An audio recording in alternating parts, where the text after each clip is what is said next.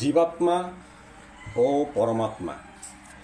জীবাত্মা হচ্ছে জীবের লোভ লালসা বাড়ায়, কামনা বাসনা বাড়ায়, এবং পরমাত্মার উদ্দেশ্য হল এগিয়ে যাওয়ার পথে বাধা দেওয়া।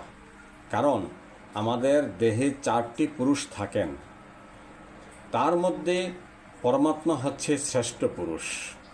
সে সবসময় সৎ চিন্তা, সৎ ভাবনা করে এবং ধর্মপথে এগিয়ে যাওয়ার পথ দেখিয়ে দেয়। সে আপনাকে অধঃপতিত হতে দেন না। সে সবসময় আত্মার উদ্ধার চান।